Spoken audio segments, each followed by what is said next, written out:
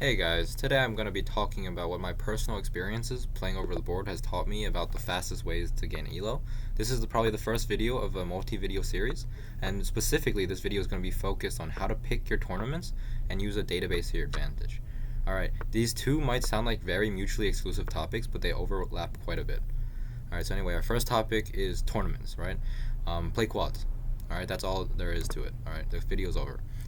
Just kidding, but seriously, playing quads is the fastest way I found to gain ELO. Okay, let me explain.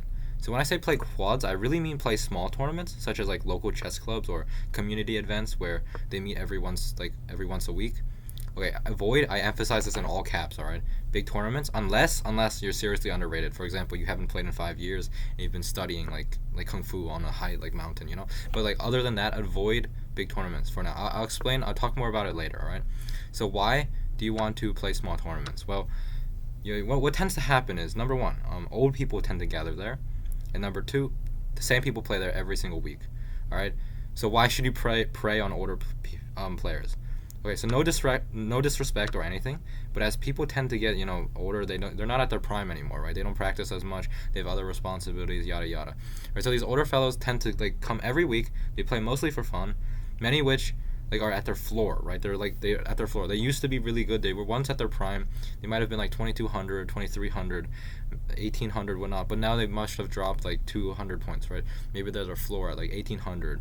2000, 2100, they're unable to drop below, right? They have the floor, but they still give the same ELO, right? You beat them at 2000 over and over again. They just keep giving you the same ELO, right? It's perfect for farming. Okay, of course this makes me sound like a terrible person, but what works, it works, right? Anyway, so why are quads good? Well, because since every week you go to quads, they will pair you with players near your rating. So for example, if you're 1800, 1900, they'll pair you with maybe a 2000, and every week they will pair you with the same guy, or maybe nearly the same guy, maybe every other week, right? So it's optimal for gaining ELO, right? People close to your ELO give you more ELO, right? They're not as hard to it's like the perfect middle ground, right? You don't want them too low because then they don't give you anything. You don't want them too high because they beat you sometimes, right? And it gets really annoying, right? Anyway, so combine the previous statement with my second point, which is that they always go there every single week, right? So that's the perfect ELO farm, right? They're at their floor. They give you the same ELO every time. You play them every time if you go to quads. Okay, so you might ask, right? What if I can't beat them, right? Even after their floor. Let's say I'm a 1600 and the guy is an 1800 or a 1900 and he just beats me every time, right? So that's a great question, right? So this is where your database comes into play, all right? So of course this part's going to take a lot of hard work and effort, picking tournaments is generally not that hard. Just go to small tournaments, whatnot. But the database is where the real grind comes from, okay? So in the title, I specifically said chess-based, but honestly, any database works. As long as you can store your past games. I know Lead Chess has a free online database where you just put in your game and then you can save it to your account. Fritz, that's what I use. Any other database works too. I've been using the pirated version of Fritz for over 8 years. I don't use any online top 10 popular games or opening book or whatnot because I suck at openings, but Fritz mainly just to store my game, okay? Anything that can store your games. You can't store your games in your memory. You can't store your games in your notation because you're going to lose it, right?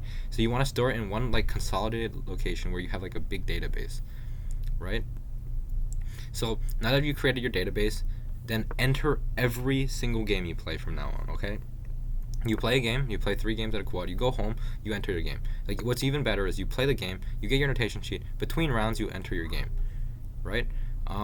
Include the name of your opponent, the date, the tournament, and all relevant information, right? So as easy to search up.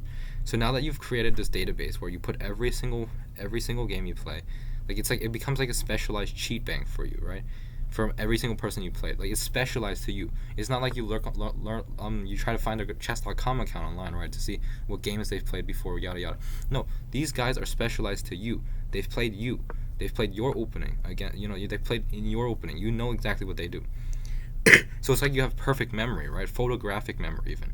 So let's say there's this the old guy at the local club who keeps cooking your ass, right? So it's your third game against him, maybe your 4th game against him, and you're getting cooked over and over again. But guess what? Now you have the resources to adapt, improvise, and overcome, right? You can look at your games. You can see what openings he plays beforehand, white, black, whatnot. You can see his style of playing. You can see what he likes to do, what strategies he likes to do.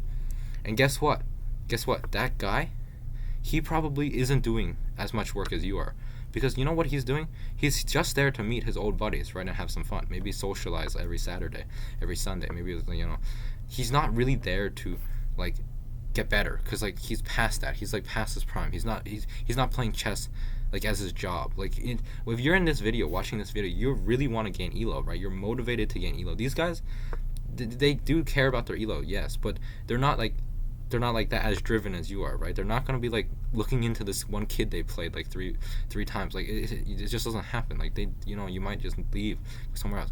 So it's like you're fighting sands or something. You're constantly improving while the other guy is not, right? Your competition is stagnant. A fun fact, I actually often poll games from over like 60 years ago when I'm facing club members at my local club, because they just don't adapt. They just don't change. They like an opening, and they like that opening for life, right? They pick like an obscure quote-unquote opening, and they just play that forever. There's only so many times you can play an obscure opening. Once, okay? You play a gambit, it's only going to surprise me once, okay? The second time you play it against me, I know. I've seen this before. I've recorded your opening. Alright, so that's pretty much the gameplay loop. Oh, sorry, there's some people in the background, and oh my god. That's the gameplay loop. So you locate vulnerable clubs, you farm their ELO, and once you surpass their rating, for example, the person you were farming, or the average rating was like 1600, and now you're 1800, move to the next club. Go to a 2000 club. Just move on. Like, it's a gameplay loop. You just farm, you go, play, you see what they play, you adapt, improvise, and overcome, and then you overcome, right? You do better. Once you go past that rating, you just find a new club. Clubs aren't actually that hard to find. Like, every small town has a club. Like, a few guys might, you can host your own tournaments and stuff. Like, it's very common to have small clubs around here. All right, so you might ask, like, why avoid big tournaments, right? Number one, they're expensive, right? Normal local clubs are like $20 max per entry fee, right?